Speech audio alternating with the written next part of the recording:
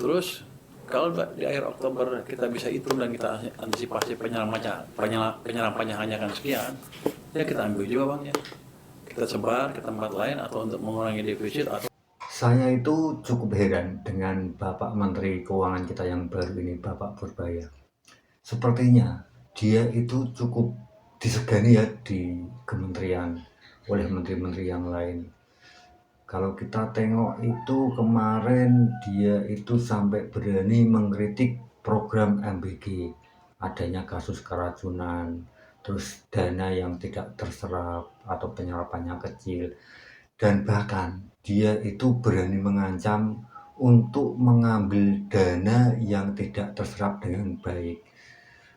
Tentunya ini cukup menarik. Kenapa Pak Purbaya segitu beraninya? Dan yang lebih anehnya lagi, ini membuat Pak Luhut Binsar Panjaitan itu langsung turun tangan sendiri. Dia memastikan kalau penyerapan anggaran MBG itu sudah cukup bagus dan akan semakin bagus. Dan dia juga menjelaskan kalau MBG ini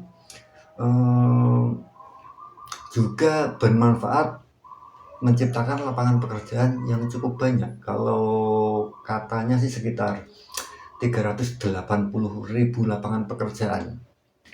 Nah, hebat kan Bapak Purbaya ini, sampai Bapak Luhut sendiri aja turun tangan. Bahwa penyerapan anggarannya sekarang kelihatan sangat membaik, sehingga Menteri Keuangan tidak perlu nanti ngambil-ngambil anggaran yang tidak terserap. Dan itu kami ingatkan tadi sama Pak Dadan, karena itu cost of fund juga. Jadi jangan sampai dana yang dialokasikan tidak bisa serap tadi.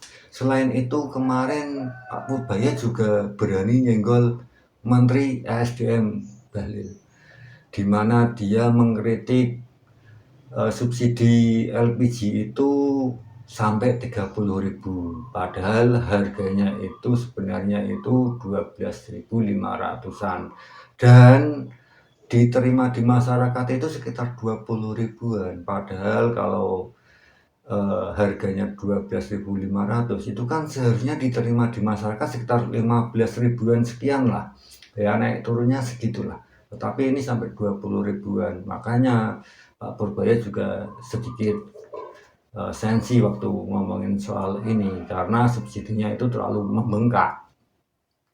Bahlil sendiri juga sepertinya juga nggak begitu berani melawan Bapak Purbaya. Dia itu tidak berani mencampuri segala urusan di kementeriannya Pak Purbaya.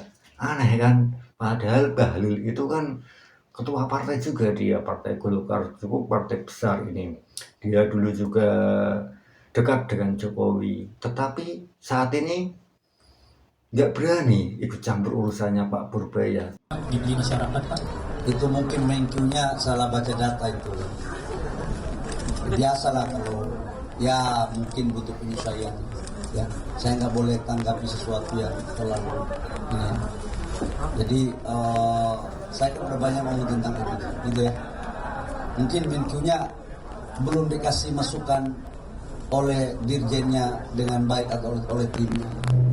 Jadi menyangkut juga subsidi tentang satu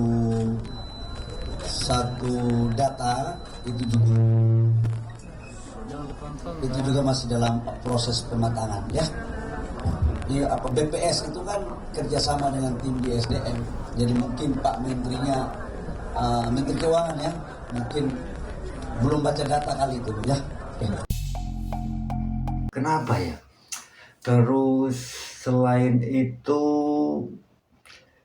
Pertamina. Nah, masalah Pertamina juga disenggol sama Pak Purbaya, dikritisi sama Pak Purbaya. Bahkan Pak Purbaya itu sampai mengatakan Pertamina itu males-malesan, nggak mau bangun kilang. Padahal dulu katanya itu sudah pernah disuruh bangun. Dan Pertamina udah berjanji mau bangun 7 kilang minyak, tetapi ternyata sampai sekarang juga belum terbangun juga. Waktu saya di Maritim, saya pernah tekan mereka tahun 2018 untuk bangun kilang.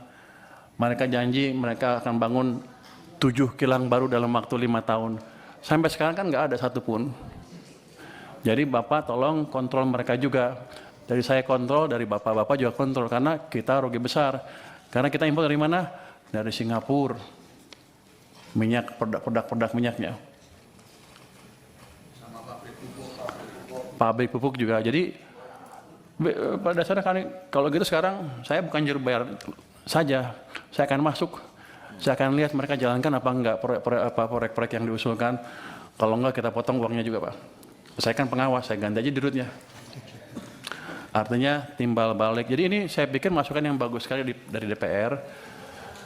Nah, setelah kejadian itu, Pertamina kebakaran. Ada apa ini sebenarnya? Nanti kita singkap. Kenapa menteri-menteri yang lain itu begitu takut dengan Pak Purbaya? Ternyata inilah alasannya kenapa menteri-menteri yang lain itu cukup segan dengan Pak Purbaya. Nah, dari sini kita bisa lihat kalau dalam Kepres itu ada Kementerian Keuangan tidak lagi di bawah koordinasi menteri, koordinasi bidang perekonomian. Hal itu tertuang di dalam pasal 26 Peraturan Presiden Perpres nomor 139 tahun 2024 yang ditetapkan pada 21 Oktober 2024. Mengutip Kompas.com, dengan tidak menjadi bagian dari Menteri Koordinator Bidang Perekonomian, Kementerian Keuangan akan langsung berkoordinasi dengan Presiden Prabowo Subianto. Nah, inilah penjelasannya kenapa menteri-menteri yang lain itu tidak begitu berani atau cukup segan dengan Bapak Menteri Purbaya. Itu dikarenakan Menteri Keuangan itu langsung di bawah Presiden, sehingga dia itu bertanggung jawabnya langsung ke Presiden. Dia itu bisa dikatakan kaki tangannya lah sama Presiden itu.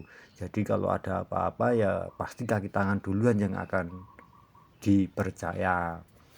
Oleh sebab itulah kementerian-kementerian yang lain cukup segan dengan Menteri Purbaya, karena kalau dia berani dengan Menteri Purbaya secara tidak langsung itu bisa dikatakan melawan perintah Presiden. Nah, seperti itulah sesungguhnya yang membuat Pak Purbaya itu walaupun baru sebentar dia menjabat Menteri Keuangan, dia itu cukup disegani oleh menteri-menteri yang lain karena dia itu saat ini menjadi kaki tangan atau orang yang sangat dipercaya oleh Bapak Presiden Prabowo untuk mengurusi perekonomian yang ada di Indonesia agar Indonesia ini bisa tumbuh maju sesuai target dia yang 7% atau 8% itu. Jadi begitu ya, terima kasih.